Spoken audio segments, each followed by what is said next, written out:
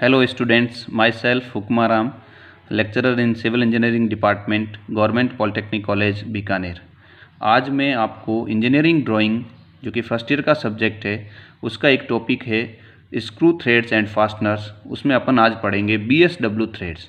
जैसा कि मैंने कहा था कि मैं BSW थ्रेड्स का एक वीडियो किस तरीके से BSW थ्रेड्स बनाते हैं वो मैं आपको समझाऊंगा।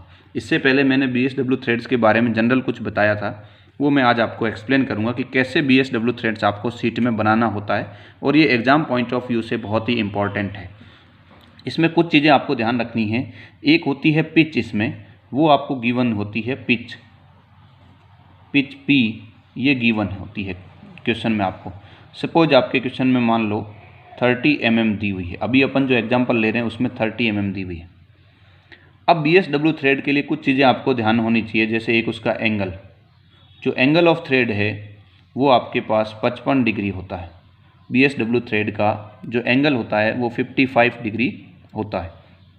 इसी तरीके से जो हाइट होती है उसमें और पिच में रिलेशन होता है 0.96 h, sorry h is equal to 0.96 p, h is equal to 0.96 p। इसी तरीके से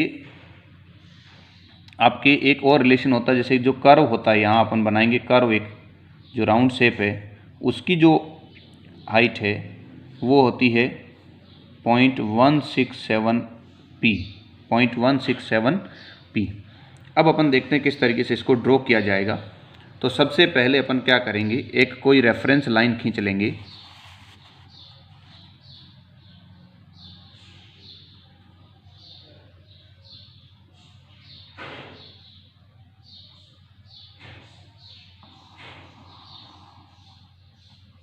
ये मैंने कोई एक रेफरेंस लाइन खींच ली।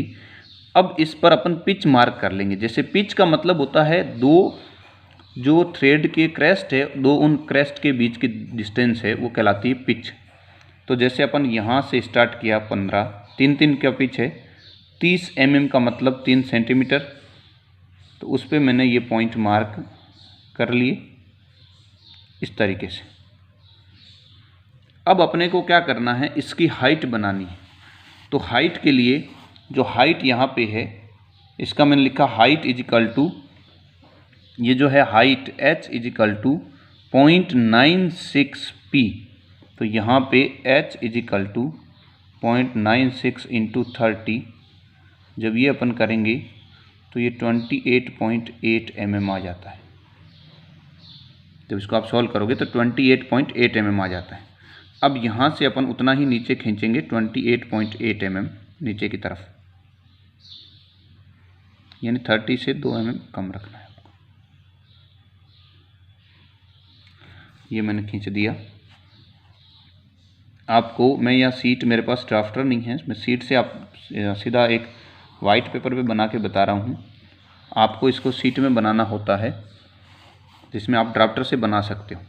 फिर ये जो जहाँ जहाँ अपना पिच है उसमें अपन डॉटेड लाइन ड्रॉ कर देंगे।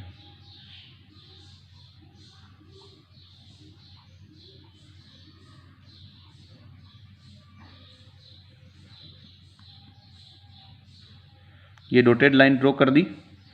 ऐसे ही फिर नेक्स्ट पिच में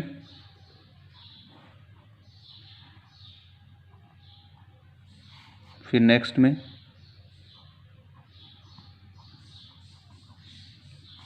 और फिर नेक्स्ट में, ये अपन ने ड्रॉ कर दी। अब अपने को क्या करना है, इस पिच को हाफ करना है, क्योंकि पिच दोनों तरफ होती है तो बीच में क्रेस्ट रहेगा। और इस पिच को हाफ कर देंगे, यहाँ से एकदम बीचों बीच यहाँ पे ले लेंगे अपन। तो ये 1.5 से हल्का सा क्या हो जाएगा, कम हो जाएगा। जैसे सपोज मैं यहाँ आपको बीच वाले एक एक्सप्लेन करके बना देता हूँ, बाकी वैसे ही सेम होंगे। ये हाफ हो गया। इसको फिर अपने को क्या करना है, इसको यहाँ ऐसे मिला देना है।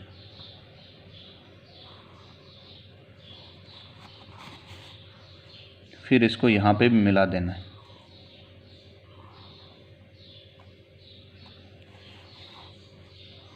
और इसके सेंटर पॉइंट को अपने को, सेंटर लाइन है वो डॉटेड मार्क कर दें। ठीक है। इसी तरीके से सेम यहाँ पे भी इनके बीचों बीच लेना है आपको। इसका एक पॉइंट, मिडल पॉइंट मार्क करना है और फिर उस मिडल पॉइंट को इधर और इधर मिला देना। इस तरीके से ये बनते जाएंगे। ये जैसे मैंने 2 लिए हैं, आपको इस पॉइंट को भी बीच में करके ऐसे मिलाना है और इधर वाला जो पॉइंट है इसका मिडल लेके भी ऐसे मिलाना है। अब आता है कि ये कर्व शेप होती है, यहाँ से कर्व कैसे आए। अब पहले मैं बता दूं, इसमें जो ये एंगल है, ये एंगल ये 55 डिग्री का होता है। अगर आपने ये मेजरमेंट सही से लिए हैं तो ये ऑटोमेटिकली 55 डिग्री का आएगा। इसको आप मेजर कर सकते हैं। मैं आपको यहाँ मेजर करके दिखा देता हूँ कि जैसे ये कैसे 55 डिग्री है।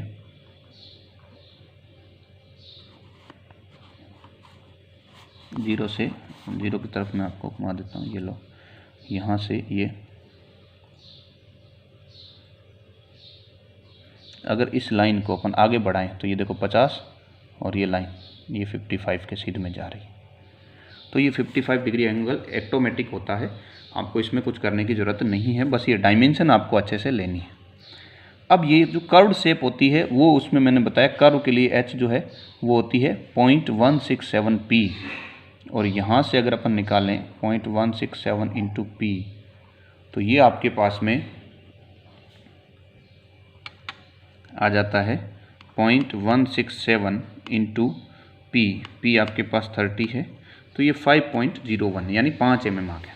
तो अपन यहाँ क्या करेंगे, 5 mm, ये 5 mm इधर से और ये 5 mm इधर से, ये दोनों लाइन अपन बना देंगे।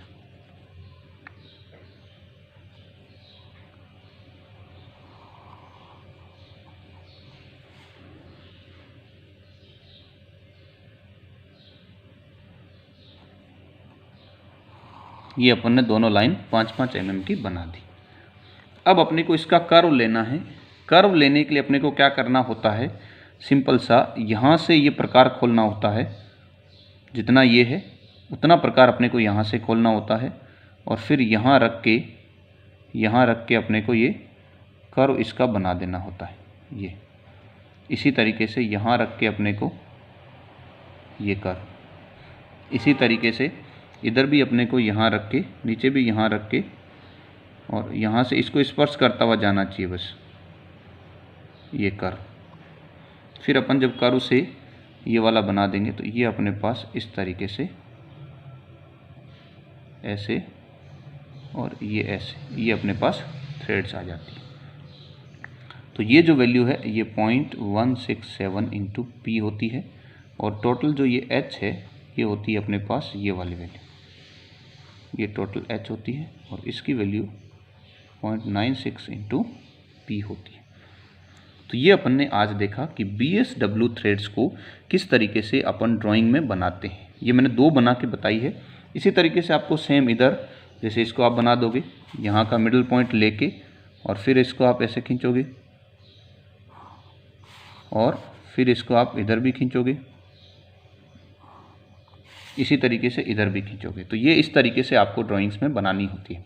आपको गिवन क्या होता है, क्वेश्चन में पिच गिवन होता है, और नहीं अगर गिवन है तो आपको एंगल तो दिया हुआ, नहीं भी दिया हुआ तो एंगल आपको पता होना चाहिए कि एंगल 55 डिग्री होगा, और पिच 30 mm दिया हुआ है आपको। हो सकता है आपको 50 mm दिया हुआ हो, 40 हो, 25 हो, कुछ इस तरीके से भी हो सकते हैं, और कई बार पिच आपको एज्यूम भी करना पड़ सकता है।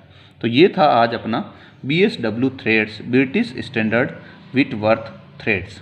ये बहुत ही इंपॉर्टेंट है एग्जाम पॉइंट ऑफ व्यू से। Thank you very much.